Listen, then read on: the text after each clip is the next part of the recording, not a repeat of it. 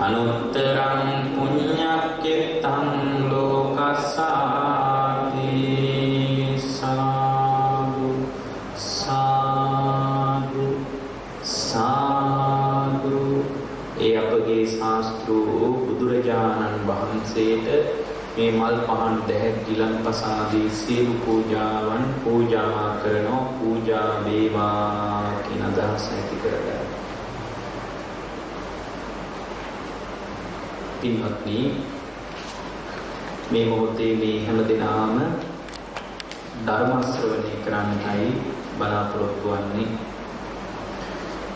මති ආරක්ෂක කොට්ටාසේ සුබ සාධක සංගමේ සහ නිකුත් සියලු මාංශවල දායකත්වයෙන්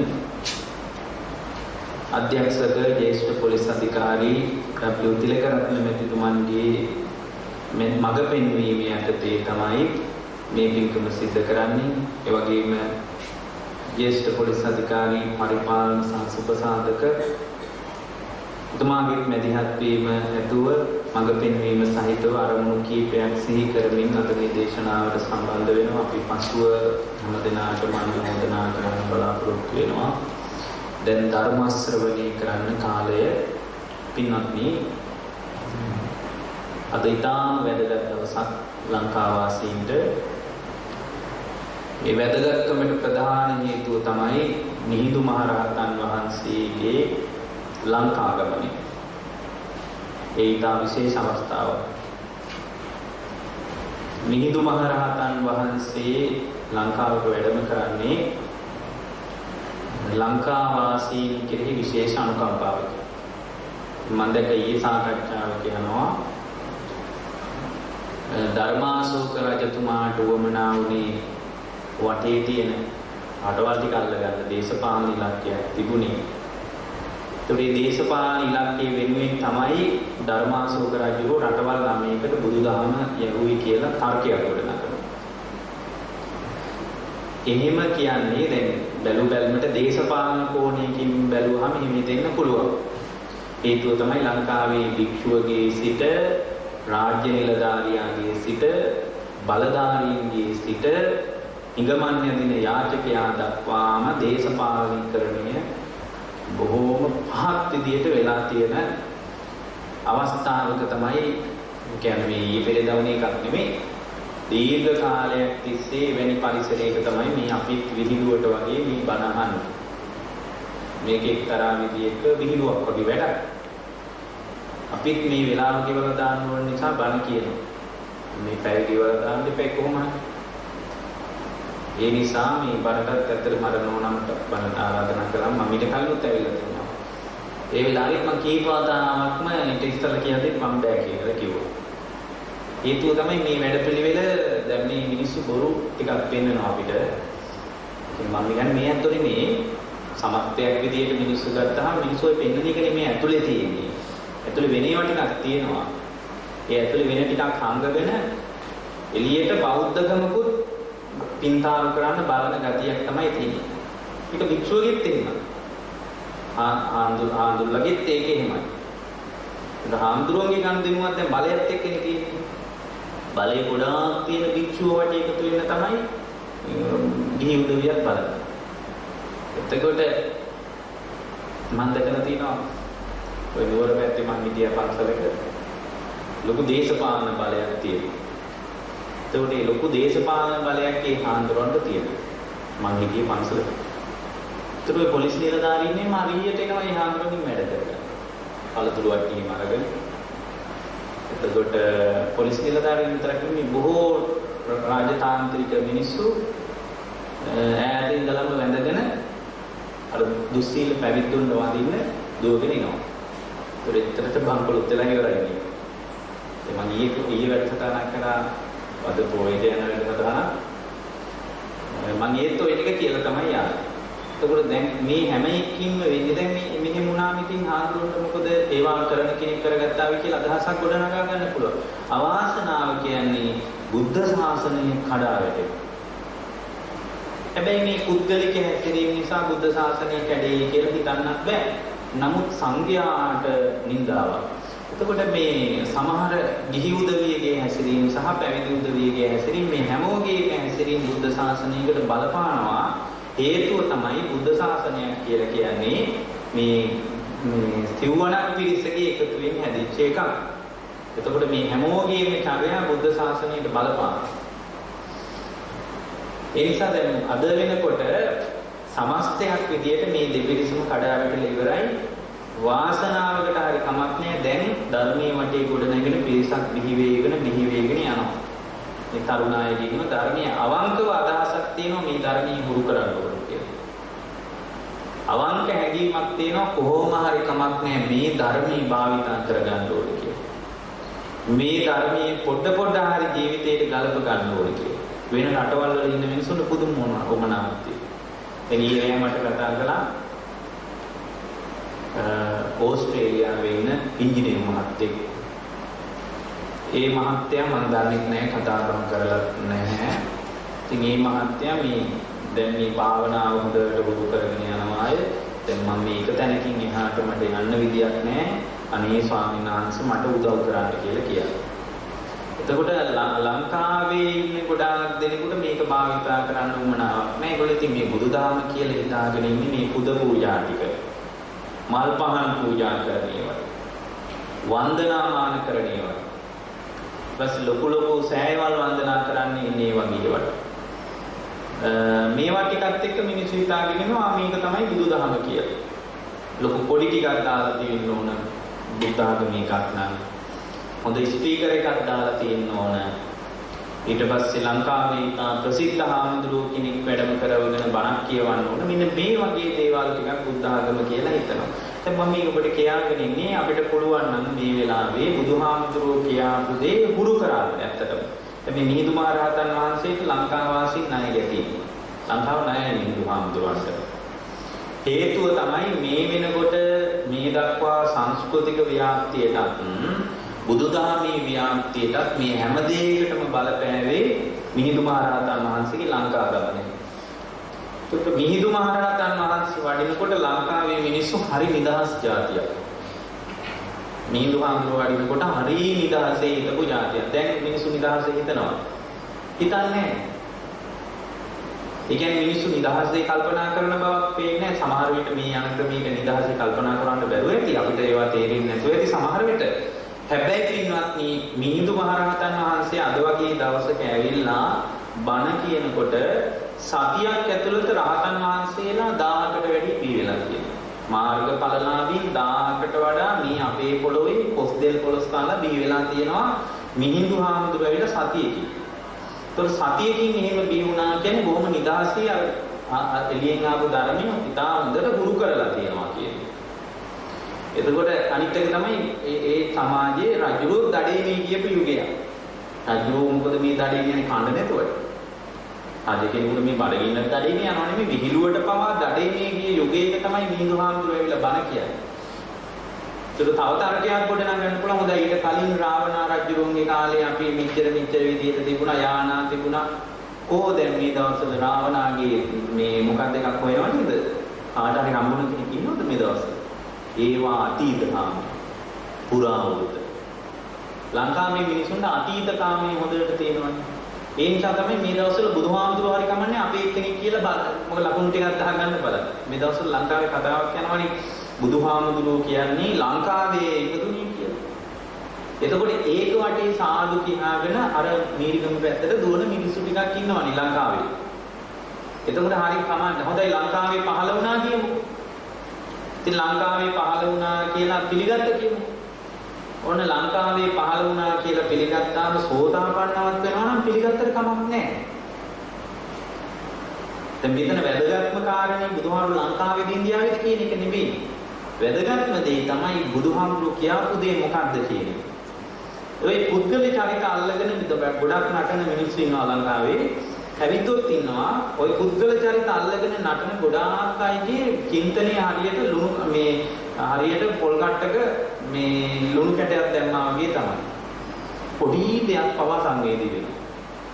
විශාල ඵල කල්පනාවක් ගංගාන ලෝණ ඵල කියලා සූත්‍රයක ඔබ තියෙනවා. ගංගානම් ගඟ වගේ විශාල ඵල කල්පනාවක් තියෙන තැනක ලුණු කැටයක් දැම්මම දැනෙනවද ගඟට? දැනෙන්නේ නැහැ. ඒතන අද මිනිසුන්ගේ චින්තනය හරියට පොල් කට්ට වගේ එකක්. චින්තනය හරි හිර වෙලා. ඒ නිසා තමයි කැස්සක් කෙනෙකුට දේවාල ගහන්න දුවන්නේ. සෙම්බිරිසාවකාව මේ දේවාල ගහන්න දුවන්නේ ඒකයි එච්චරට පොල් කට්ටක් වගේ චින්තනයක් තියෙන්නේ. ඒතර පොල් කට්ටක් වගේ චින්තනයක් තියෙන පිරිසකට ලොකු යහපතක් වෙයි කියලා හිතන්නේ නෑ මම නම්. මම දැන් හොඳටම දැන් මේක විද්‍යාත්මක ලෝකයක් කියලා කියන්නේ. මම දන්න ඉංජිනේරු මහත්තුරු ඉන්නවා පොඩි දෙයකට කේන්දරය අරගෙන යනවා. මගේ කේන්දරේ ඇත්තක් තියෙනවා නම් ඒක පිළිගත්තට කමන්නේ.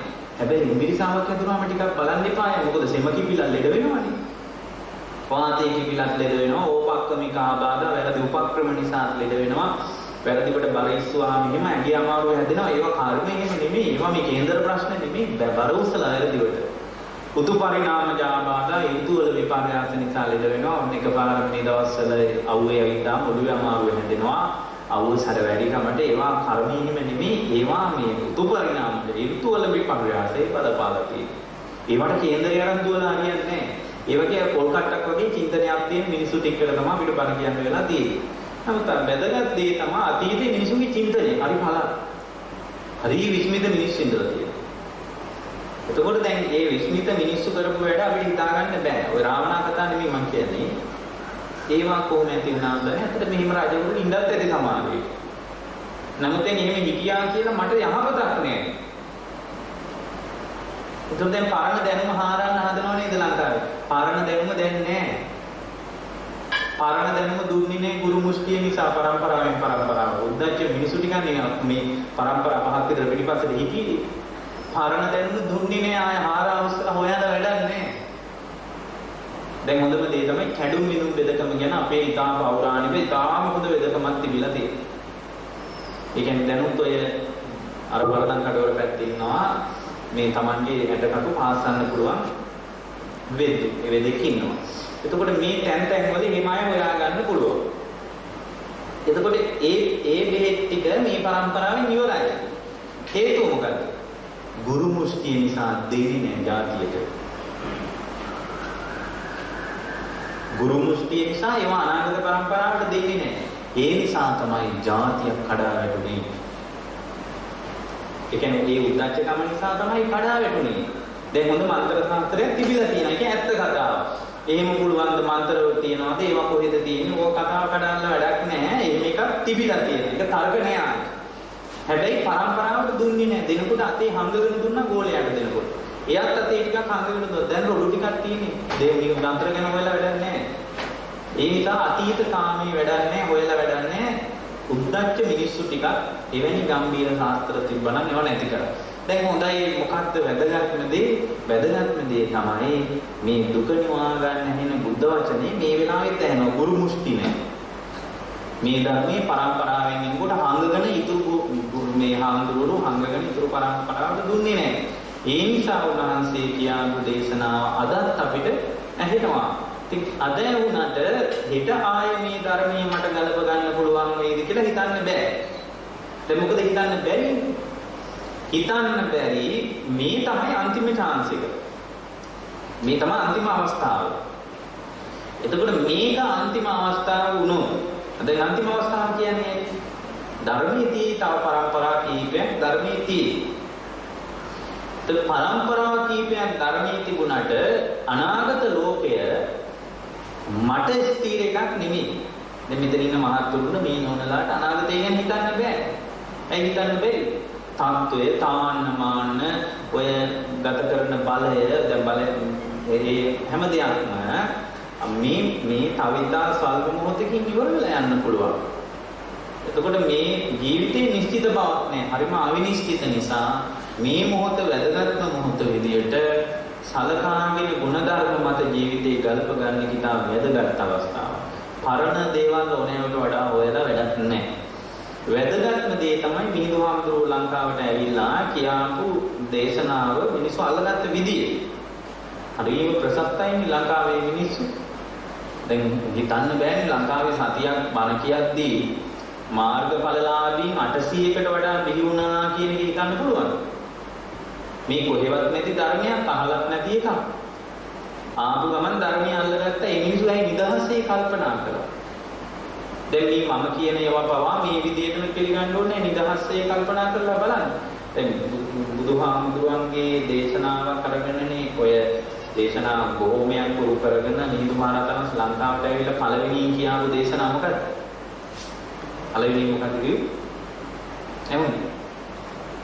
දැන් මිහිඳු මහරහතන් ලංකාවට ඇවිල්ලා මේ ලංකාවේ මිනිසුන්ට පළවෙනි දේශනා කරපු දේශනාව මොකක්ද?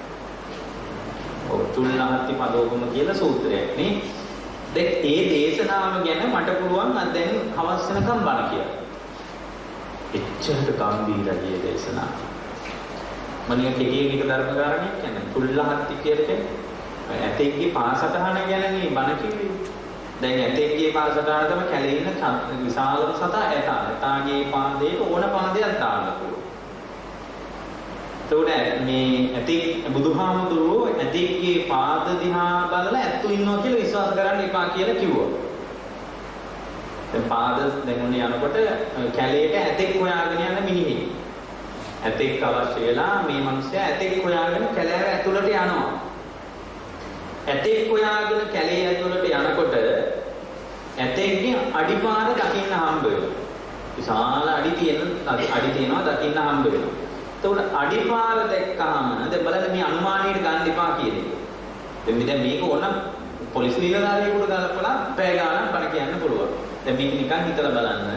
දැන් ඔන්න යනකොට ඇතෙක්ගේ අඩිපාර කියනවා. දැන් අඩිපාර දිහා බලලා බුදුහාමුදුරුවෝ කියනවා බලන්න මේක කොච්චර ගැඹීරද කියලා. මහණෙනි අඩි ලොකු අඩියක් තිබ්බට ගැඹුරු කැලෑවේ ඇතෙක් ඉන්නවා කියලා විශ්වාස කරන්න එපා.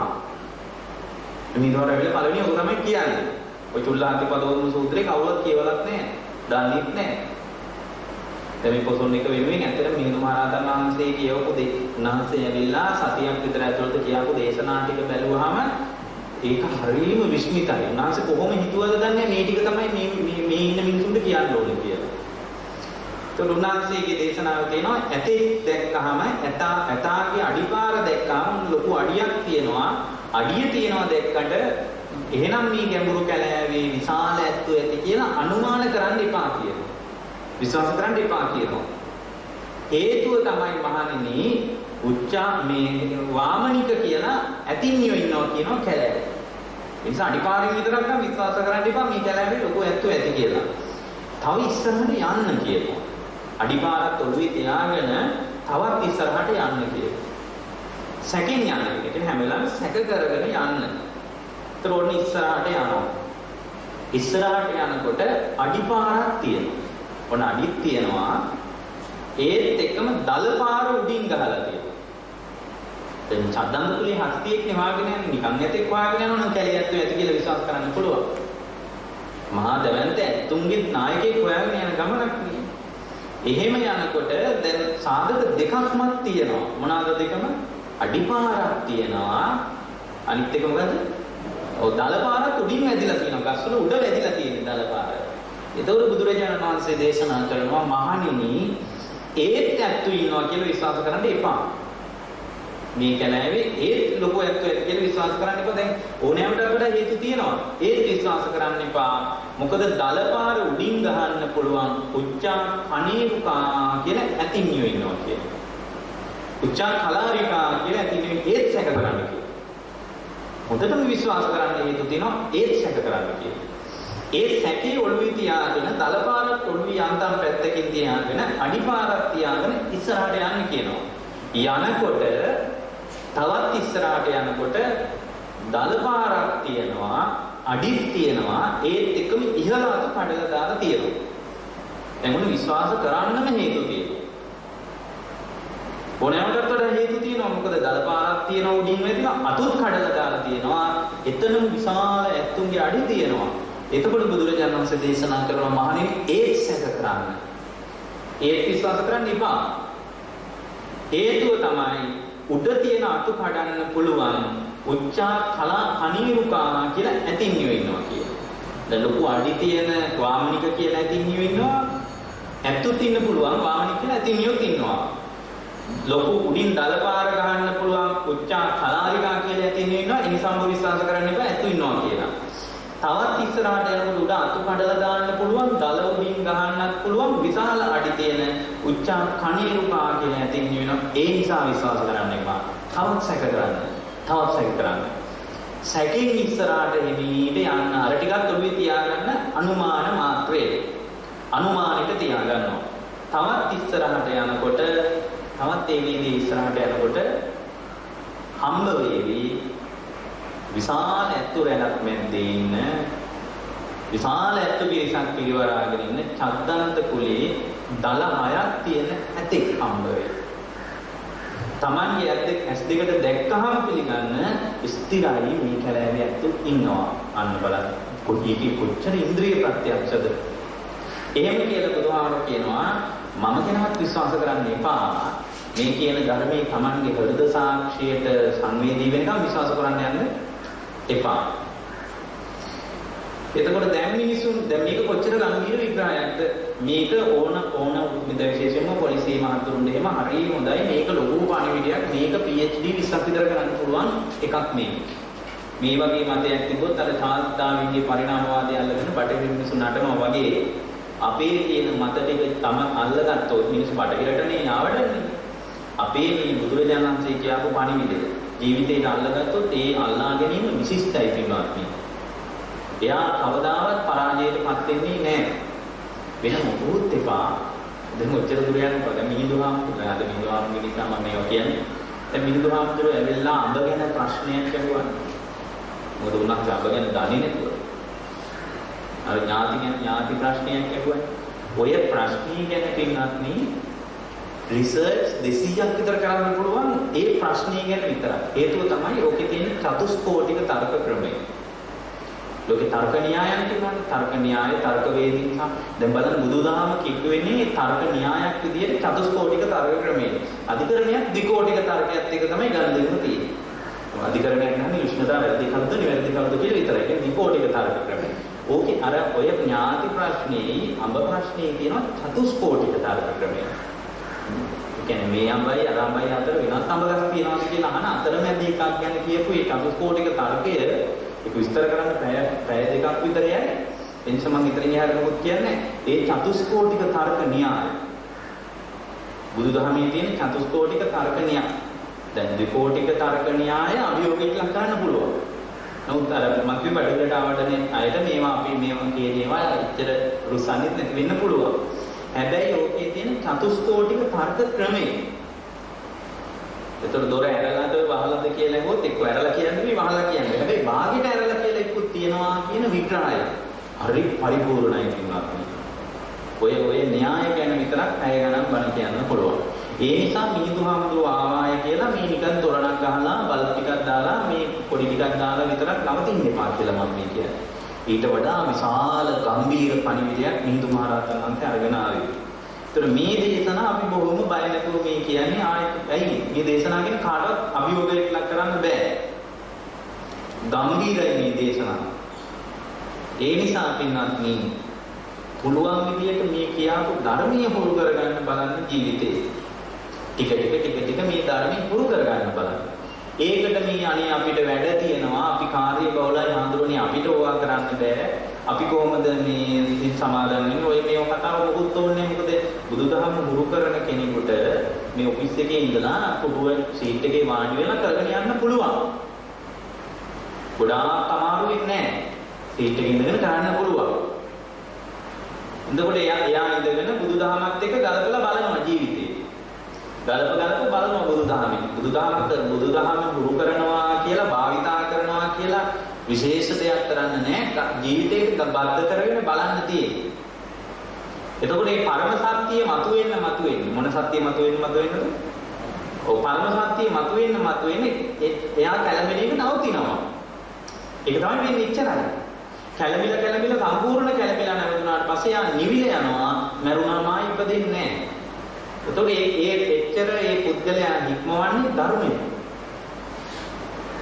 පරම සත්‍යය දැනගත්තාම කැළඹෙන්නේ නැහැ පින්වත්නි. පරම සත්‍යයට විවෘත වුණාම විවෘත වෙන්න නිවෙනවා. දැන් මේ යන ක්‍රමයට විවෘත වෙන්න අපිට මොකද්ද වෙන්නේ? දැන් මේ ගත වෙන ජීවිතය තුළ විවෘත වෙන්න අපිට මොකද්ද වෙලා තියෙන්නේ?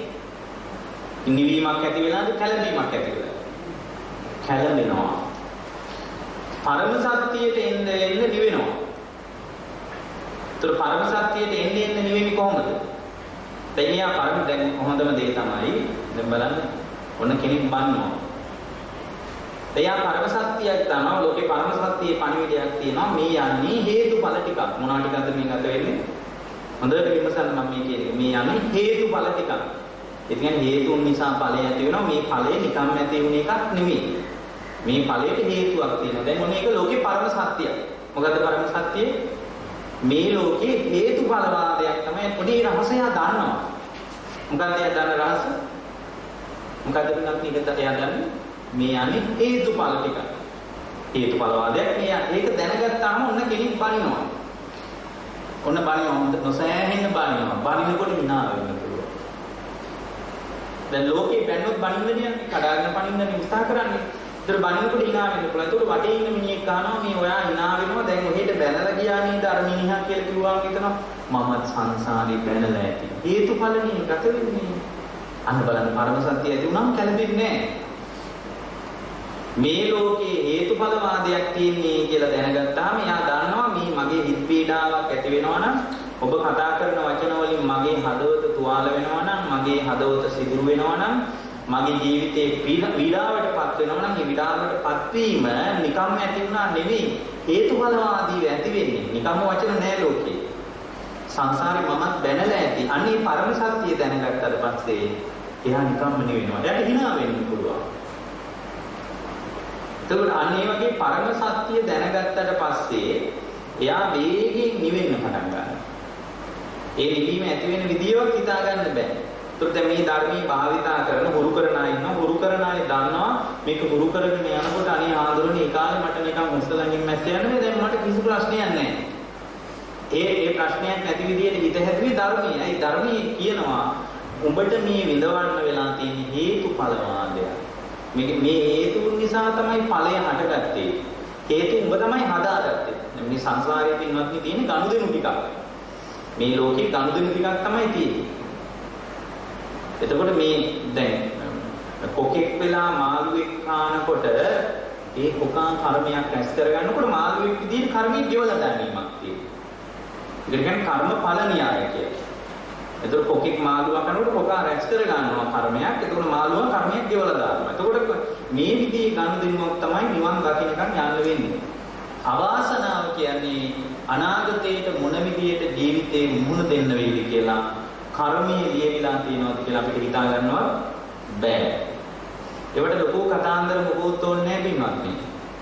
ඒ නිසා ධර්මයට විවෘත වුණොත් එහෙම නිරායාසයෙන් නිවෙනවා. අමුතුවෙන් නිවන්න ඕනේ නැහැ. අමුතුවෙන් පන්සිල් රකින්න ඕන, ඔයා පන්සිල් රකින්න ඕන, ඔයා රකින්න එකේ ඔයා සුරක්ෂිත කරගන්න. ඒව මොකුත් කතා ඕනේ නැහැ. නිකම්ම පන්සිල් රකින්නවා. ඒක ධර්මයේ තුලින් තමයි විනය ඇති වෙන්නේ. ඒක ධර්මයට ආවට පස්සේ විනය අමුතුවෙන් ඇඟිල්ලෙන් යන හදන්න ඕනේ නැහැ. එතකොට යා දන්නවා තමාගේ සරණ තමන් හදා ගන්න ඕනේ කියලා. ඒකට දැන් ලෝකයේ වැදගත්ම දේ තමයි තමන් ගැන හොයන්නේ. කවුරු ගැන හොයන එකද? මේ මම ගැන හොයන එක තමයි වැදගත්ම දේ. ඒ නිසානේ මම කියන්නේ ලෝකේම රහත් උනත් පිළිගන්න එපා කියලා. මේ දවස්වල ලංකාවේ තැනින් තැන කියනවා මම රහත් වෙලා මම සෝතාපන්න වෙලා කීකේ කියනවා නේද? එතකොට අපිනුත් මිනිස්සු එල්ලානවා හාමුදුරනේ ආන් සෝවාන් වෙලාලු ඇත්තද සෝවාන් වෙලා කියන්නේ කියලා. ඉතින් එයා සෝවාන් වෙලා නම් මට මොකෝ? ඇයි මට ප්‍රශ්නයක් නැහැ නේ යා සෝවාන් වුණා. ඇයි යාගේ සෝවාන්කම යාගේ කක්නේ. එතකොට දැන් ලෝකේ පරම සත්‍යයක් තියෙනවා මම ගැන හොයන එක තමයි ශ්‍රේෂ්ඨ කියලා. ඒතර මම ගැන හොයන එක ශ්‍රේෂ්ඨයි කියන පරම සත්‍යය දැනගත්ත මිනිහා හැම වෙලාවෙම කල්පනා කරනවා මිනිහාගේ සෝවාන්කම මිනිහා තියාගත්තා වෙයි. අද නම් රහත් වෙලා කිව්වොත් ඉක්මනට සාදු කියලා අයින් වෙන්නේ. ඇයි රහත් වීම කියන්නේ හොඳ බිස්නස් එකක් අර. රහත් වෙන එක හොඳට මාකට් කරන්න පුළුවන්. ඒ ලංකාවේ උපාසකම්මලා එහෙම රහත් වුණා කිව්වොත් මේ ගොඩාක් දුවන්නේ ඉන්නවා රහතන් වහන්සේලා හොයාගෙන. ඒ කාලේ අර බමුණු කියලා තිබ්බනේ මේ කාන්තාවුන්ගේ මොලේ හැඳිමිටේ කියලා. ඒතර බුදුරජාණන් වහන්සේ කිව්වනේ නෑ නෑ කාන්තාවුන්ට මාර්ගඵල ලබන්න පුළුවන් සෝතාපන්න වෙන්න පුළුවන්, ධර්මයේ හිසෙන්න පුළුවන්, රහත් වෙන්නත් පුළුවන්, නිවෙන්නත් පුළුවන් කියලා බුදුරජාණන් වහන්සේ කිව්වනේ. මට නම් හිතෙනවා අද හැදිමිටෙත් නැහැ කියලා මොලේ. සමහර නෝනලගේ මොලේ හැදිමිටේවත් නැහැ අද. ඇයි? එච්චරට දෘෂ්ටිය මොට වෙලා ඉවරයි. ඒ නිසා පින්වත්නි වැදගත්ම දේ දැන් බලන්න මේ පරම සත්‍යයේ කහස් අනිමිට පරම සත්‍ය හැම එකම දැනගන්න නිවෙනවා කියුවේ අමුතු නිවන්න දෙයක් නැහැ. අමුතුවෙන් පන්සිල් ගන්න දෙයක්වත් නැහැ. පරම සත්‍ය දැනගත්තම දැනගන්න නිවෙනවා. તો ලෝකේ පරම සත්‍යයක් තියෙනවා මම ගැන හොයන එක ශ්‍රේෂ්ඨ කියලා. එතකොට එයා ඒ රහස දැනගන්නවා. දැනගත්තාම එයා තමන් ගැන හොයන්න පටන් ගන්නවා. දැන් අර බද්දවග්ගිය කුමාරවරුගේ යාළුනේ ගමන මේ කෙල්ලෝ ටිකුත් අරගෙන කැලෑවේ ගියාලුනේ නාලා කාලා බීලා විනෝද වෙලා ඉන්නේ කියලා. එතකොට එක කුමාරයෙකුට හිටියේ නැල්ලු කෙල්ලෙක් ඊට පස්සේ ඒකට හලි වලට ගත්තලු ගෑනු ටික. ඒ මනුස්සයාට හලි වලට ගත්තලු ගෑනු ටික. එතකොට හලි වලට තව කෙල්ලෙකුත් අරගෙන ගියාලුනේ යන්න ඇවිදලා පොඩ්ඩක් විනෝද වෙලා එන්න. ඒ කළා මේ කොල්ලෝ ටික හොඳට නාලා කාලා බීලා නාන්න ලෑස්තිනොත් අර අලුතෙන් අරන් ගියානේ ගෑනු මිනිහට ගෑනියෙක් නෑ කියලා. ඒ ගෑනු කෙනා මොකද කරන්නේ? හිමීට නාන ගමන් අරුන් ටික නාන ගමන් හිමීට අර රාජකුමාරවරුනි බොහොම අලිකාර මිනිස්සු ඒ අය. හිමීට තිබ්බ ආභරණ ටික ඔක්කොම මල්ලකට දාගත්තා මේ ගෑනු කෙනා පැන්නා. පැන්නාම මේ කුමාරවරු ඉතින් ගොඩට ඇවිල්ලා දැන් ඇඳුම් මෙහෙම ඇඳගෙන ඇඳුම් ටික අරන් ගියේ නේ. අර රාජ ආභරණ ටික අරගෙන හිමීට මේ ගෑනු කෙනා මාරුණා. බැලුවා ආභරණ මොකුත් නැහැ. වටපිට බැලුවා. අර ගෑනු කෙනා නෑ. දුවගෙන ගියා අශ්වයන්ගේ පිටේ නැගලා. අශ්වයන්ගේ පිටේ නැගලා ගියා ගිහින් යනකොට බුදුරජාණන් වහන්සේ ඉන්නවා එක තැනක. උන්වහන්සේගෙන් ඇහුවා ශ්‍රමණය මේ ඔබ වහන්සේ මිනින් ගෑනු කෙනෙක් එහෙම දුවනවා දැක්කද? කලබලෙන් වගේ ගෑනු කෙනෙක් යනවා දැක්කද කියලා.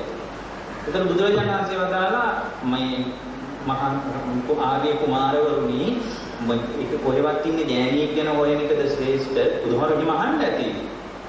කොහෙවත් ඉන්න ගෑණියෙක් ගැන හොයන එකද ශ්‍රේෂ්ඨ? තමන් ගැන හොයන එකද ශ්‍රේෂ්ඨ කියලා. ඒතකොට ඒ කුමාරවරු කල්පනා කරලා කියලා තියෙනවා මේ ස්වාමීන් ශ්‍රමණයන් වහන්සේ ගෑනු ගැන හොයනවට වඩා ඔය දුව ගෑණියෙක් ගැන හොයනවට වඩා මං ගැන හොයන එක ශ්‍රේෂ්ඨයි. ඒතකොට කියනවා එහෙනම් වාඩි වෙන්න මම ඔයා ගැන හොයන විදිහ කියලා දෙන්නම් කියලා. ඒතකොට වාඩි වෙනවා බණ අහනවා ධර්මය අවබෝධ කරගන්න.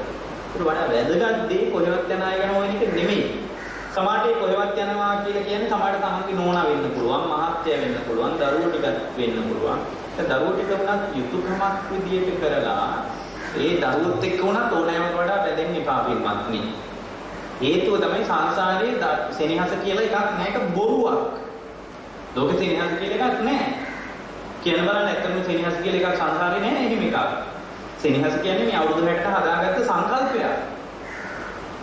දැන් ඔය හොඳටම තේරෙනවා සංසාරේ දැන් ඉපදෙමින් මැරෙමින් යන ගමනක් කියලා තේරෙන්න විශ්වාස කරනවද? ඉපදෙමින් මැරෙමින් යනවා කියලා විශ්වාස කරනවද? ඔය විශ්වාස කරනවා. දැන් ඉස්සරහට ඉපදෙයි කියලා විශ්වාස කරනවා. දැන් මැරිලා ආයෙ ඉපදිනවා කියලා විශ්වාස කරනවා නේද? ඒ විශ්වාස කරන්නේ නැත්නම් බණ කියලා වැඩක් නෑ. ඒක බෞද්ධයෙක් කියන විශ්වාස කරන්නේ සංසාරික අඛණ්ඩ පැවැත්මක් කියන බුදුහාමුදුරුවෝ කියනවා මේක ඕන වෙලාවක නවත්ත ගන්න පුළුවන් කියලා කියනවා. ඒක ඉස්සරහට ඉපදෙමින් මැරෙමින් යන ගමනක් නේ තියෙන්නේ. ඒ ගමනේ දැන් ඉස්සරහට කොහෙට වැටෙයිද කියලා දන්නවද? දැන් හෙට අනිත් මැරෙන්නේ. දැන් ළඟදී ස්ථිරව මැරෙනවනේ. අවුරුදු 50ක් විතර පැනපු අයනේ වැඩි ඉන්නේ. අවුරුදු 50කට විතර ආසන්න වෙච්ච අයනේ ඇත්තේ. තව උඩින්ම අවුරුදු 15යි ඉන්න වෙන්නේ. අවුරුදු 50 පැනලා නම් අවුරුදු 15යි ඉන්න වෙන්නේ. එතකොට එයා හිතාගන්න මට 55 තව 10යි. උපරිම 12යි. ඒ කියන්නේ උපරිම 12යි කියලා කියන්නේ 70 වලට කලින් ස්ථිරව මේකත් අරලා දාන්න වෙනවා. ඒක ස්ථිරයි ලෝකේ රිද්මයක් ඒක ලෝකේ න්‍යායක් ඒක තර්කයක් නෑ. ස්ථිරව 70ට කලින් මැරෙනවා 68 වෙන්නේ ඉස්සෙල්ලා මැරෙනවාමයි. මම තව අවුරුදු දෙකක් වැඩි කරලා කිව්වේ හිත හදා ගන්නත් එක්ක. එතකොට වැදගත්ම දේ දැන් බලන්න දැන් එහෙනම් 50 පැනපු අය නම් මෙතන ඉන්නේ තත්වයේ තාන්න මාන්න වෘත්තීය වටිනාකම් ඔක්කොම එක පැත්තකින් තමන්ගේ ගොඩු ටික මල්ල එක පැත්තකින් තියලා ඔළුවට ගන්න ස්ථීරව තම අවුරුදු 15කින් මේකත් හරින්න වෙනවා. ස්ථීරව හරින්න වෙනවා. එතකොට ඔන්න දැන් මැරෙනවා. ඊට පස්සේ දැන් මිනි දරුවෝන්ගේ වැඩ කරලා මුණුබුරුන්ගේ වැඩ කරලා දරුවන්ට වෙන වෙනම ගෙවල් හදලා ඔක්කොම කරනවනේ. ඒතර කියනවා අනේ හාමුදුරනේ මගේ දරුවෝනේ උන්ට යුතුයම් කරන්න එපාය කියලා කියනවා. දැන් සංසාරේ ඔය සිනහසක් නෑ මොකද. හේතුව තමයි ඔන්න මම තේරෙන්නේ කියලා. දැන් ඔය අම්මා දරුවාට කවකව ඉඳලා ඔය අම්මාගේ කර්ම ශක්තිය අනුව හේතුඵලවාදයට අනුව ඔය අම්මා ඔන්න කැලේ සිංහෙක් කියලා උපදිනවා කියලා හිතන්න. අම්මා කැලේ සිංහෙක් කියලා උපදිනවා. තිරිසන් යෝනි ඉපදෙන්න පුළුවන් ඕන කෙනෙක්. දැන් අම්මා සිංහෙක් කියලා උපදිනකොට මේ දරුවා කාලයක් යනකොට මැරිලා මේ දරුවා මුවෙක් වෙලා උපන්නා කියලා හිතන්න. මුවෙකුත් සිංහෙකුත් අතර සෙනෙහසක් නෑ පිටපත්. මුවෙකුත් සිංහෙක් අතර මොන සෙනෙහසක්ද? එහෙම එකක් නෑ. ඔය හදාගත්ත සෙනෙහස මේ අවුරුදු 60කට විතරයි. ඒ කාලේ එතනින් එහාට මොකක්වත් නෑ. ඒ නිසා ඔය සෙනෙහස ඒ විදිහටම තියාගෙන මේ ධර්මියක් පුරු කරගෙන යන්න එතකොට තේරෙයි. එතකොට තේරෙයි ඇත්තනේ අර ආන්දෝ කිව්වේ මුළු ජීවිතේම භාවනාවක් වගේ ඔය කියන විදිහට කියලා හිතේ. එතකොට මම මේ පරම සත්‍යයට විරුද්ධ වුණාම භාවනා කරනවා කියලා මුතෙන් මුකුත් කරන්න ඕන නෑ. ඇයි? හැම වෙලාවකම භාවනාවක්. හැම වෙලාවකම භාවනාවක්. S2 පියාගෙන කරන්න මුකුත් ඕනේ. උයන කොටක් භාවනාවක්. වැඩ කරන කොටක් භාවනාවක්. එතකොට මේ මාළු කපන කොටක් භාවනාවක්. දැන් මාළු කපනකොට භාවනාවක් වෙන්නේ කොහොමද? මාළු කපන එක භාවනාවක් කරගන්න පුළුවන්. මේ වස් විකාර කියවන්න එපා කියලා කෙනෙකුට දෙන්න පුළුවන්. මාළු කපන එක ඇස්සේ මොන භාවනාවක් දාන්නද කියලා හිම හිතන්නත් පුළුවන්. මාළු කපන එක භාවනාව. කොහොමද භාවනාව? පරම සත්‍ය දන්නවනේ. එයා රහසක් දන්නවනේ. ලෝකයේ තියෙන රිද්මේට අදාළ පරම සත්‍ය රහස දන්නවනේ. ඒතකොට එයා දන්නවා අනේ උපන් ආත්මවලදී සංසාරේ මහ මුන්දේ කල්ප ගණන් ඉපදලා ඉඳී මේ වගේ කීවතාවක් මම කැපිලා යන්න. මාළු කපන එකක් භාවනාව. හැම තැනම භාවනාව. මේ හැම තැනම භාවනාවට නිමිති තියෙනවා. මේ හැම තැනම මේ පෑන් එකේ ඉඳලා මේ හැම දෙයක්ම භාවනාවට නිමිත්තක් කියලා දෙනවා. මේ පෑන් එක දිහා බලනකොට දවස් ගාණක් බණ කියන්න පුළුවන්. හේතුව තමයි මේ පෑන් එක එමීට කරගෙනකොට හුලක අඩුයි. මේක සම්පූර්ණ වැඩි කරාම වේගයෙන් කරගෙනවා. වේගයෙන් කරගෙන හුලක වැඩි ළඟ පහත කොලයක්වත් තියන්න බැහැ. හේතුව මොකද? භ්‍රමණී වැඩි වෙන්න පීඩනය වැඩි වෙනවා. භ්‍රමණී අඩු වෙන්න පීඩනය අඩු වෙනවා. සිතුවිලි වල වේගය වැඩි වෙන්න කැළඹෙන එක වැඩි. සිතුවිලි වල වේගය අඩු වෙන්න නිවෙනවා. හරියට පෑන් එක අඩු කළාම මේ පෑන් එක දිහා බලාගෙන බණ කියන්න පුළුවන් දවස් ගානක්. ඒ වගේ මේ හැම තැනම ඒකේ බුදුදහමට කියන්නේ මේක ස්වභාව ධර්මයේ විග්‍රහය කියලා. මේ හැම දෙයකම භාවනාවක් තියෙනවා. දක්ෂ කෙනෙක් අර පරම සත්‍ය දන්න කෙනාට මේ හැම තැනක් දිහා බලන්න භාවනා කරන්න ඕන පුළුවන්. පන්සල් යන්න ඕනේ. පන්සල් කියන්නේ භාවනා කරන්නත් බෑ. පන්සල් වල රොඩු හොයන්න විපාක කර්මක. පන්සල් වල ඕන තරම් රොඩුත් තියෙනවා. ඕන තරම් රොඩු හොයන්නත් පුළුවන්. ඒතකොට මේ එහෙම රොඩු හොයනවට වඩා කෙනෙක්ට හොඳ දෙයක්. ඒ වෙනුවෙන් මේ කැපවලා පන්සල් ගිහින් වත් පිළිවෙත් ටික කරලා භාග්‍යවතුන් වහන්සේට වන්දනා කරලා බුද්ධ පූජාව දෙන මේ ඉතා වැදගත් අවස්ථාවක්. නමුත් පින්වත්නි මේ වැඩ කරන ඇස්සේ මිනිස්සු කියනවා නේද අනේ හාමුදුරනේ ඔය බණ ගුරු කරන්න අපිට වෙලාවක් නැහැ කියලා. මේ හැම තැනකම ගුරු කරගන්න පුළුවන්. මොකද යා පරම සත්‍යයේ පණිවිඩය දන්නවා. ඒ නිසා පින්වත්නි පුළුවන් තරම් නිවෙන්න බලන්න. නිවීමේ රහස තමයි පරම සත්‍ය දැනගන්න.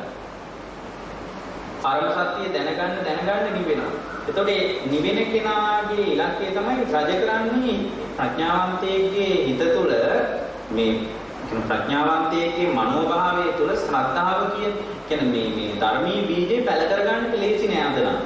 දැන් මේ වාඩි වෙලා බණ අහගෙන හිටියට මේ ධර්මීය කියන බීජ පැල කරගන්න එක පින්වත් ලේසි වැඩක් නෙමෙයි. අමාරුයි මේ බීජේ පැල කරගන්න. ඇයි? කර්කස වෙච්ච ඔළුවක් මේ තියෙන්නේ. වේලිලා ගිය ජීවිතේට පැලවෙන්නේ නැති මහා ගොරෝසු වෙච්ච ඔළුවක ධර්මීය කියන බීජ පැල කරගන්න එක ලේසි නෑ. අමාරුයි වැඩේ. දක්ෂ කෙනෙක් කරගන්නවා. පින්වත්නි සිංහයේ හිතේ සිංහෙක්ම තමයි රජ කරන්නේ. සිංහයේ හිතේ කවුද රජ කරන්නේ? සිංහෙක්මයි. ඒ වගේම උගතෙක්ගේ හිතේ උගතෙක්ම තමයි රජ කරන්නේ. එතකොට තේරෙනවා තමන්ගේ හිතේ රජ කරන ස්වභාවය. අසත්පුරුෂයෙක්ගේ හිතේ අසත්පුරුෂයෙක්මයි රජ කරන්නේ. අසත්පුරුෂයෙක්ගේ හිතේ සත්පුරුෂයෙක් රජ කරන්නේ නැහැ. වෛද්‍යවරයෙක් අලුත් වෛද්‍යවරයෙක් නව පත්වීමක් ලබාගෙන රෝහල් යන වෛද්‍යවරයෙක් හිතේ ඒ විෂය දන්න මේ සර්ජන් කෙනෙක් තමයි ඔළුවේ වැඩ කරන්නේ. විශේෂඥ දොස්තර කෙනෙක් ඔළුවේ වැඩ කරන්නේ යාගේ හිතේ රජ කරන්නේ හිම කෙනෙක්. ප්‍රඥාවන්තයෙක්ගේ හිතේ බුදු කෙනෙක් රජ කරන්නේ. ඥානවන්තයාගේ හිතේ බුදු කෙනෙක් තමයි රජ කරන්නේ. ඒතර බුදුරජාණන් වහන්සේට Tamanගේ හෘද සාක්ෂිය වෙන්න ඕන જાතියකට ලොකු සුගතියක් නැහැ. අනිත් එක තමයි අසත්පුරුෂයෙකුට ධර්මයේ හම්බුණාට වැඩක් නැහැ. ඇයි ධර්මයේ පාවිච්චි කරන්නේ අනවශ්‍යවට? අසත්පුරුෂයේ ධර්මයේ පාවිච්චි කරන්නේ වැරදි දේවල් වලට. හරි දෙයකට පාවිච්චි කරන්නේ අසත්පුරුෂයේ. අසත්පුරුෂ ඒ නිසා තමයි සත්පුරුෂ බව වැදගත් වෙන්නේ ඒකයි. සත්පුරුෂයෙකුට තමයි ධර්මයේ ප්‍රතිඵල හම්බෙන්නේ. මේ ලෝක ධර්මතාවයේ විසින් වළක්වනවා ධර්මීය අවබෝධ වෙන තියෙන අවස්ථාව. අසත්පුරුෂයෙකුට ධර්මයේ හම්බුණත් ඒ ධර්මයේ පාවිච්චි කරන්නේ මිනිහාලේට හොඳ කරගන්න. මේ ධර්මයේ ලේට හොඳ කරගන්න බෑ. මේ ධර්මයේ හොඳ කරගන්න පුළුවන් භව රෝගී නෙමෙති රෝගේ. එම්බිරිසාවට මේකේ බෙහෙත් නෑ. එම්බිරිසාවට මේක කිව්වට වැඩකුත් නෑ. මේ දවස් මේ උණ හැදෙන ඒවට මේ දවස්වල යන ඔය කොරෝනා වෛරස් එකට එන්න මේ වගේ බෙහෙත් නෑ මොකද. ඒතකොට කෙනෙක් කියන්නේ ඇයි රතන සූත්‍රයෙන් කිව්වේ? රතන සූත්‍රයේ කිව්වට අද බල පිටින්නේ නෑ. ලංකාවේ රතන සූත්‍රය කිව්වා තමයි. රතන සූත්‍රයේ හරියට බල පිටින්නේ හේතුව තමයි ඒකට පිළිතේ බලයක් තියෙනවා. විස්මිත බලයක් තියෙනවා පිළිතේ.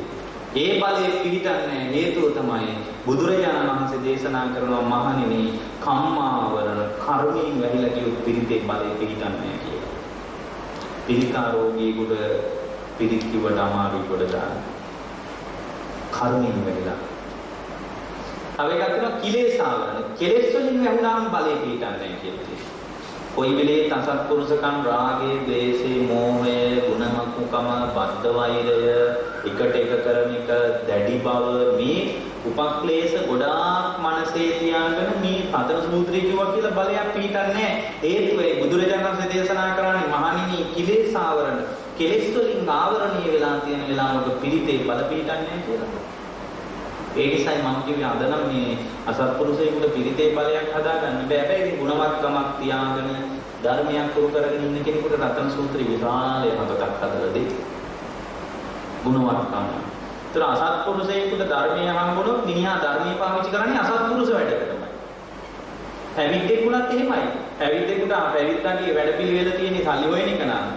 පැවිද්දෙක්ගේ ඔළුවේ වැඩ කරන්නේ ආර්ථිකයක් ගොඩනගා ගන්න එක නෑ. පැවිද්දෙක්ගේ ඔළුවේ වැඩ කරන්නේ තමන්ගේ මල්ල පුරව ගන්න එක නම් ඒ මිනිහා ධර්මයේ පාවිච්චි කරන්නේ ඒකට. අන්න බලන්න අසත්පුරුෂයෙකුට ධර්මය හම්බුනාට වැඩක් නැහැ. ඒක හරියට පින්වත්නි නිදානයක් උඩ ඉන්න වඳුරු ටිකක් වගේ. වඳුරෙකුට නිදානයක් වටිනවද? ගලක් යට තියෙන නිදානයක් වඳුරෙකුට වටින්නේ නැහැ. නිදානයක් නිදාන් ගලක් උඩ වාඩි වෙලා ඉන්න වඳුරු රැලක් වගේ. ඌට නිදානියෙන් ගැන වගේ වගක් නැහැ. වඳුරෙකුට මොන නිදානයද? ඒ වගේ. එතකොට මේ හොඳට ඔකට ලස්සන සූත්‍ර ලස්සන ජාතක කතාවක් තියෙනවා. එක තැනක මේ එක මිනිහෙකුට මන්ත්‍රයක් හම්බෙනවා. මේ මිනිහා මොකද කරන්නේ? මේ මන්ත්‍රෙත් අරගෙන මේක පාඩම් කරගන්න ඕන මිනිස්සුන්ට ඇහෙන්නේ නැති තැනක ඒක මන්ත්‍රයේ හොඳට මන්ත්‍රේ කටපාඩම් කරලා ඒක ඇට හැමවස්තේ නහර ඇට මිදුළු වලටම කිඳා බැස්සට පස්සේ ඒක සිහි කරපු ගමන් වශී කරගන්න පුළුවන්. එතකොට මේ මන්ත්‍රේ සිහි කරන් විතරයි තියෙන්නේ. සිහි කරපු ගමන් මොකද වෙන්නේ? ඔව් සිහි කරපු ගමන් වශී වෙලා යනවා මන්ත්‍රේට. මන්ත්‍රයට වශී වෙනවා මේ මුළු ලෝකෙම වශී කරගන්න පුළුවන් බලවත් මන්ත්‍රයක් මිනිහෙකුට හම්බුණා නිදානික තිබේ. මේ මිනිහා මේක අරගෙන කැලේට ගියා. මිනිස්සු නැති තැනකින් පාඩම් කරනවා.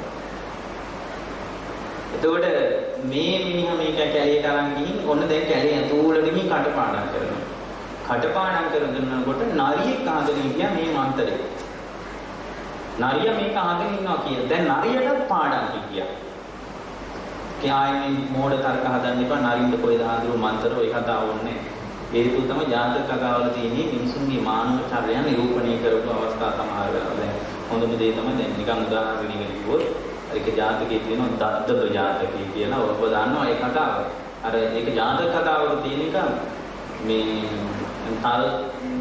තල් පොලේකට බෙල්ගියක් වැටුනහම ආවෙක් දුවනවා ලෝකෙ පෙරලෙනවා කියලා. ලෝකෙ පෙරලීගෙන එනවා කියලා එකපාර ආව නැගිටලා දුවන. ඒකට ආව ගිහින් කියනවා ඉතුරු ආවුන්ට ලෝකෙ පෙරලෙනවා මං ඒකයි දුවන්නේ උඹලත් පරිලා මාත් එක කියලා උන්ට ඔක්කොම දුවනවා. දුවගෙන යනකොට ඔන්න මෝ ටික අහනවා මේ ආව ටික ඔක්කොම දුවන උඹලා මේ කොහෙද දුවන්නේ අර ලෝකෙ පෙරලෙනවා පිටිපස්සෙන් කියලා උන් ටිකක් දුවනවා. දැන් පිටිස එන්නේ වැඩි වෙනවා. එන්නේ වැඩි වෙනවා ඒ හේතුව තමයි දැන් වැඩි වෙනකොට දැන් යන කවුරුවත් දන්නවද ඇත්ත කතාව? දන්නේ නැහැ. ඔය විශ්වවිද්‍යාලවල තියනවා නේද මේ උද්ඝෝෂණ. ඒකේ අරමුණ දන්නේ ඉතින් ලොකුන් ටික විතරයි. ඊටු එකෙක්වත් අරමුණ දන්නේ නැහැ. උන් ටිකක් කෑ ගහලා ඉස්සරහට යනවා. මොකද අපි විශ්වවිද්‍යාලවල හිටියන්නේ. ඒ නිසා ඒක හොඳට දන්නවා. ඒ නිසා ඔය අහිංසක මිනිස්සු පාවිච්චි කරනවා එක දේවල් වල. එතකොට අරුන් ටික ඔක්කොම දුවද්දී අර සත්තු ටික ඔක්කොම දුවද්දී ඊට පස්සේ ඉතුරු සත්තුත් අහනවා. ඔන්න ගෝනු ටික අහනවා. ඔන්න හාවොයි මුවෝයි ඔක්කොම දුවනවා. ඇයිද දන්නේ නැහැ කියලා අහනකොට කියනවා මොකටද දුවන්නේ කියලාද කියනවා. අන්න ලෝකෙ පෙරලීගෙන ඉන්න කවුද කිව්වේ මොකද විස්තර නැහැ. මුහුද ළඟට ගිහින් නැවතුණා. දැන් ඉතින් එක්ක මුහුදට පනින්න ඕන. මුහුද ළඟ ගල් තලාවේ සිංහයා ඉන්නවා. සිංහයා එළියට ඇවිල්ලාවලු උඹලා මේ කොහෙද දුවන්නේ ලෝකෙ පෙරලෙනවා. කවුද කිව්වේ? සිංහයා ටිකක් ඥානවන්ත සතෙක්ලුනේ. කවුද කිව්වේ? මේ අපිට කිව්වේ මේ සත්තු මේ විදිහට කියාගෙන ගිහින් අන්තිමටම හාව කණ්ඩායම ළඟ නැවතුණා. උඹලාද කවුද කිව්වේ? මේ හාව තමයි කිව්වා යමල් බලන්න කියලා ගිහින් බලනකොට තේරුම් ගන්නවා නෑ ලෝකෙ පෙරලෙන කතාවක් හදාගත්ත කතාවක් වැටි වෙලා තියෙන්නේ තල් කොලයකට මේ දැන් බෙලිගෙඩියක් වැටිච්ච සිද්ධිය.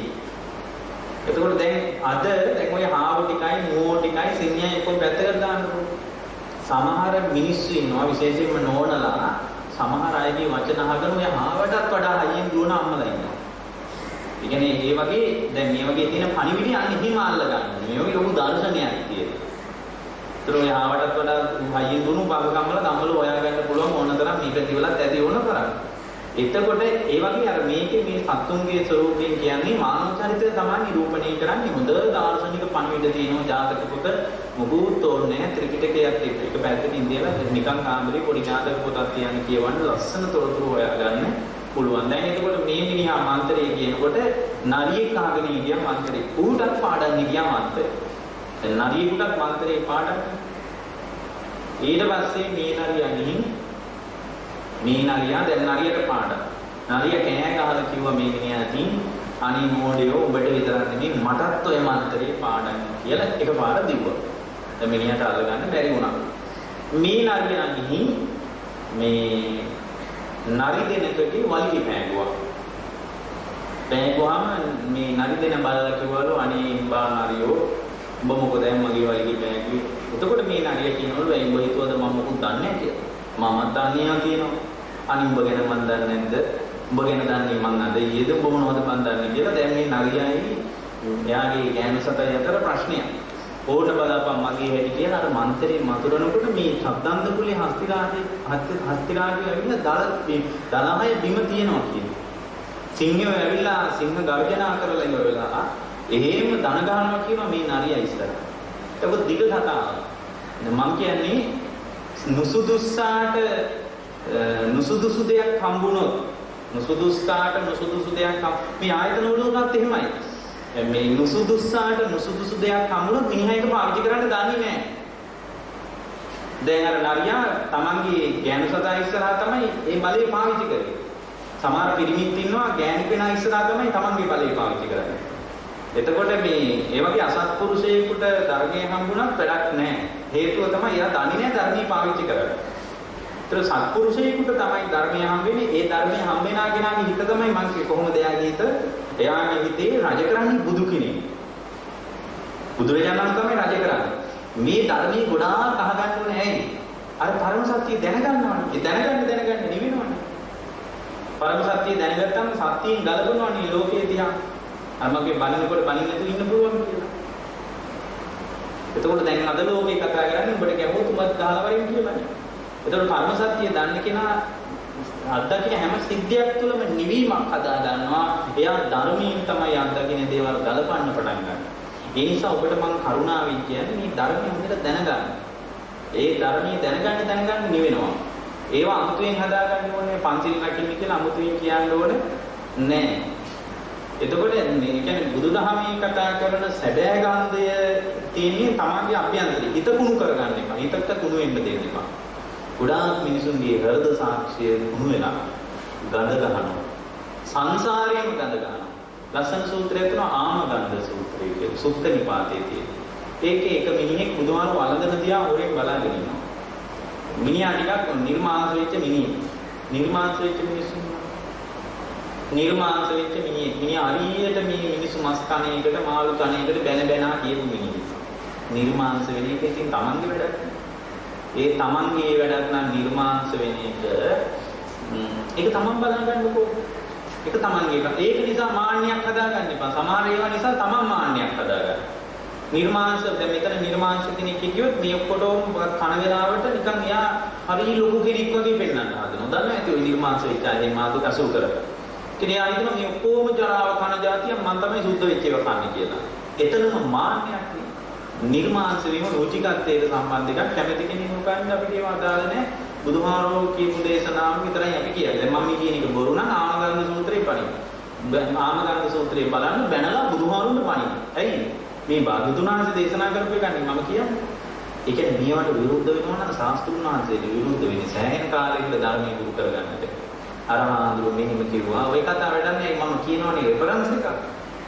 ආමගන්ධ සූත්‍රයේ මස්තාන මිනිහෙක් බුදුහාමුදුරුවෝ ළඟට ඇවිල්ලා උන්වහන්සේ වළඳන වෙලාවේ ඒ කරනවා මේ පැවිද්දොත් මස් එහෙම කනවද දන්නේ නැහැ.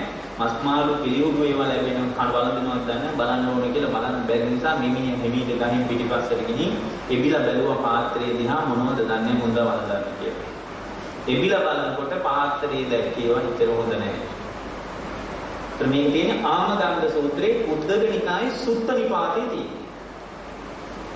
ඉන්ටර්නෙට් එකේ වුණත් මේ නිකන් Google වල සර්ච් කරොත් ආමගන්ධ සූත්‍රය කියලා හරියටම මූලාශ්‍රයක් තියෙනවා ත්‍රිපිටකයේ මොකක්ද තියෙනවා ඉන්ටර්නෙට් එකේ. පොඩි සූත්‍රයක් කියවල බලන්න පුළුවන් මේ හඳුරු කියන්නේ මේ ඇත්තද කියලා. එතකොට මෙයා හිතුවා හොඳයි මම බලා ගන්නම්කෝ මේ පැවිද්දොත් මේ කාල ශ්‍රමණ පිරිසකට නායකත්වය දෙනවා මම බලා ගන්නම් කියලා ටිකක් අයිනකට වෙලා හිටියා වළඳලා ඉවර වෙනකම්. ඉවර වුණාම එන්නේ නැවුවා ඔබ වහන්සේ හොඳයි කරපු වැඩේ කිව්වා. මොනවාද ඔය වැරදුයි කියලා. තුරුණාංශකම් මේ පාත්‍රයේ වැටෙන්නේ ඕන දෙයක් මම වළඳනවා කියලා. මිනිස්සු කෙරේ අනුකම්පාවෙන් මම බලනවා. මට අදහසක් නැහැ කො අපේක්ෂා රහිතයි කිව්ව කන කෑම. කන කෑම අපේක්ෂා රහිතව කන්න. අපේක්ෂා රහිතව කෑවොත් එහෙම යවහල් කෑමක් පිළිසුදුයි, මස් කෑමක් පිළිසුදුයි. ඇයි බුදුදහම මනෝමූලිකයි. අපේක්ෂා සහිත නම් පොල් සම්බුල් කෑමක් අපිළිසුදුයි. ඒ බලාපොරොත්තුවක් තියෙනවනේ අනේ ශෝක් සම්බෝලයටත් මිනිමම් වෙනවා නම් හොඳයි කියලා හිතාගෙන භික්ෂුවක් පොල් සම්බෝල් කෑවොත් ඒක අපිරිසුදු භෝජනයක් සුදුසු නෑ භික්ෂුවකට. වසවිස වන්දනවා වගේ.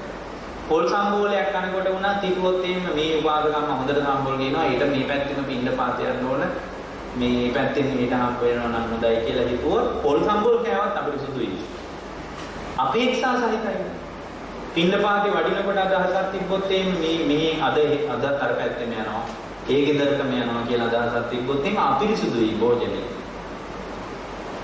ඒ වගේම ගන්න ගිහින් නිමිති කිව්වොත් අපිරිසුදුයි. සමහර ලංකාවේ හාමුදුරුවෝ ඉන්නවා මේ ගිහිවන්න නිමිති කියනවා කන්න ඕන උනා.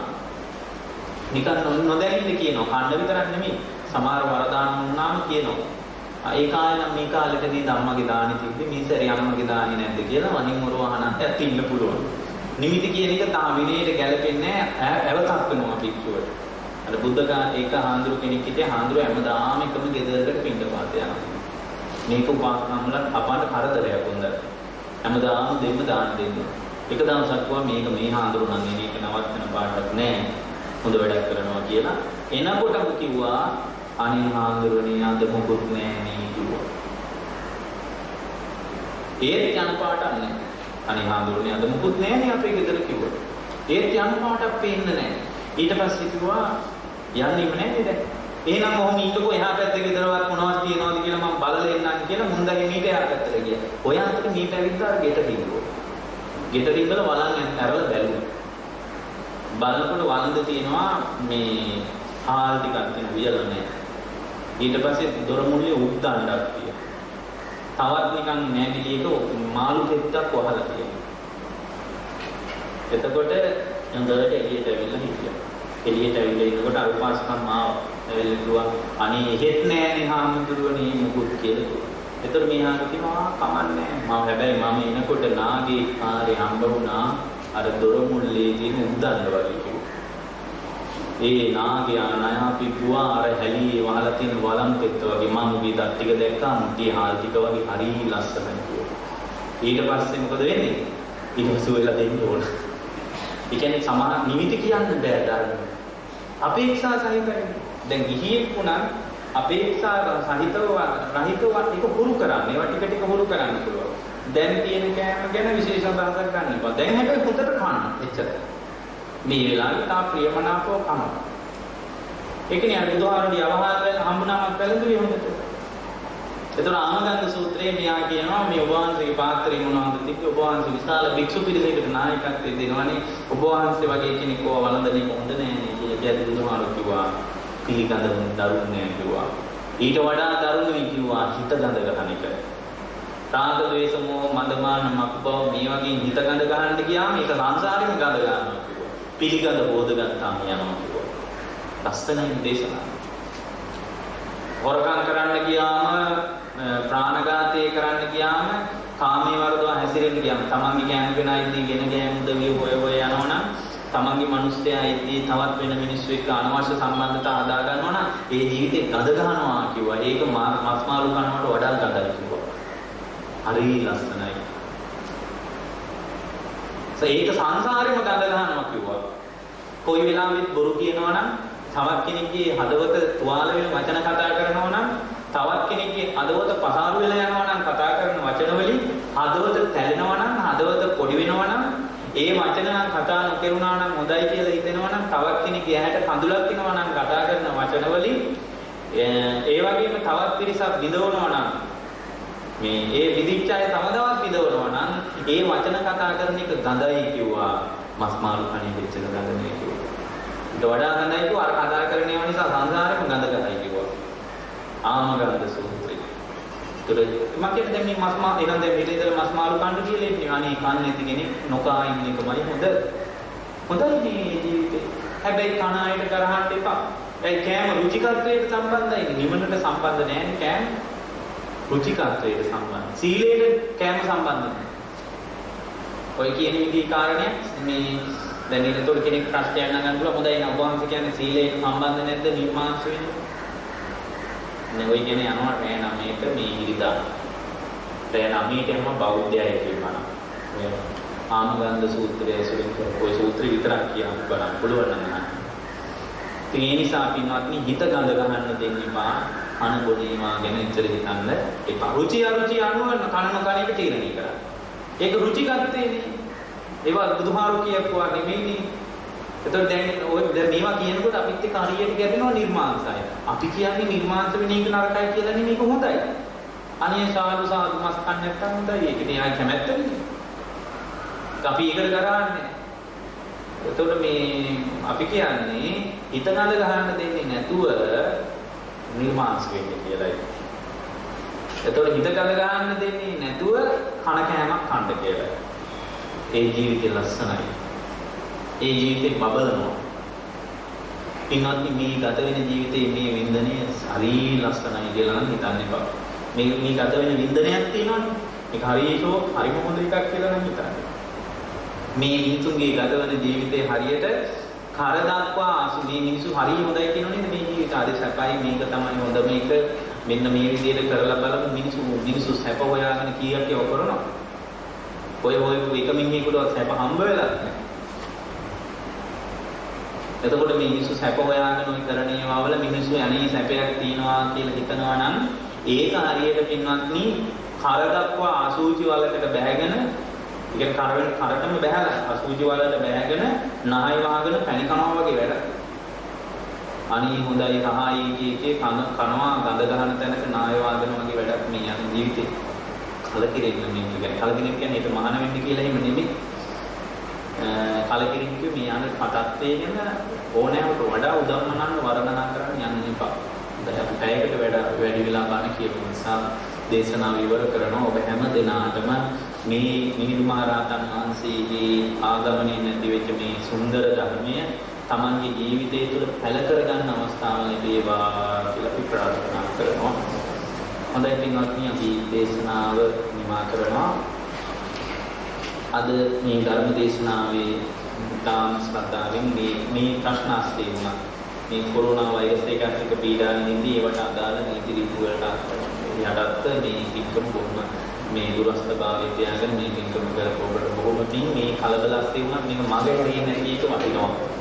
ගොඩාක් පන්සල් ආයතනවල මේකට ප්‍රතිමුත් තියලා නතර කරලා තියෙද්දි මේකට හරියම හොඳයි. විශේෂයෙන් මේ ඇමති ආරක්ෂක කොට්ටාසේ අධ්‍යක්ෂක ජ්‍යෙෂ්ඨ පොලිස් අධිකාරී මේ තිලකරත්න මැතිතුමන්ගේ මඟ මේ යටතේ කරන මේ කල්පකිරීම හරිම හොඳයි. මේ අතර මේ ධර්මී කතා කරගන්න අවස්ථාවක් දාගත්ත එක වටිනවා. සංවිධානය කරපු